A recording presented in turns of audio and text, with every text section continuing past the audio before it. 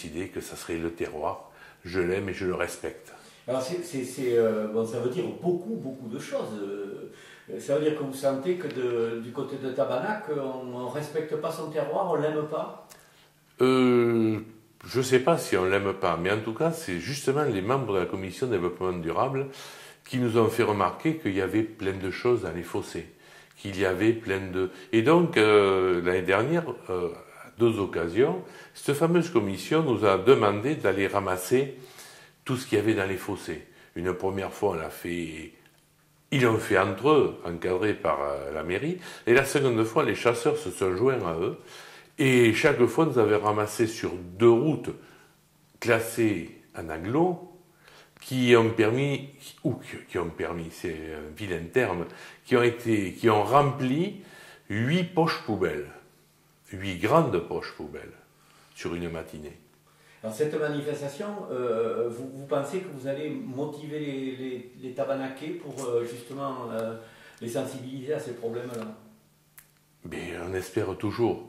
Quels moyens faire? Alors, est-ce que c'est les enfants qui doivent tirer les parents vers un certain style de vie? Est-ce que ce sont les enfants, les parents qui doivent amener les enfants à bien vivre? Bon, nous, on pense que les enfants, c'est un vecteur.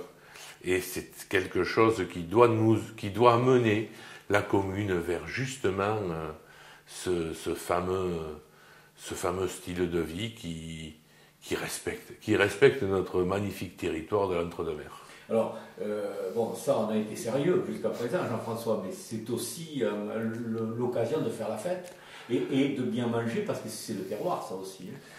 C'est tout à fait le terroir. Et de toute façon, c'est une manifestation qui se sert d'un vecteur et qui va créer du lien social pour que les gens sortent de chez eux, se rencontrent, puissent manger.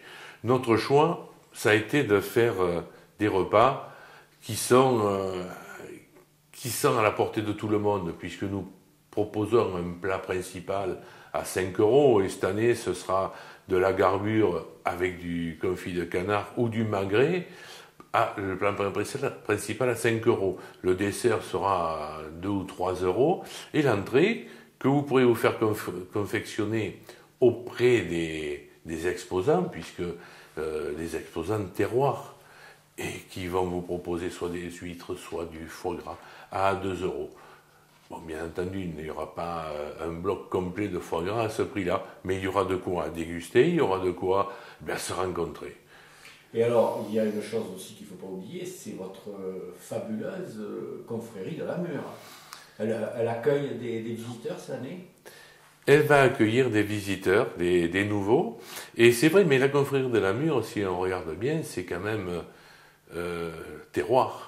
Puisque la mûre ne peut pas pousser n'importe où, il lui faut un terrain, il faut que on respecte des haies, il faut que l'on respecte des endroits qui permettent aux oiseaux de vivre, de manger, à toutes les bêtes qui vivent dans nos territoires. C'est tout un ensemble, tout est terroir. Alors, vous allez accueillir dans ces haies des cagouilles créonaises. Alors, bien entendu, nous avons quand même,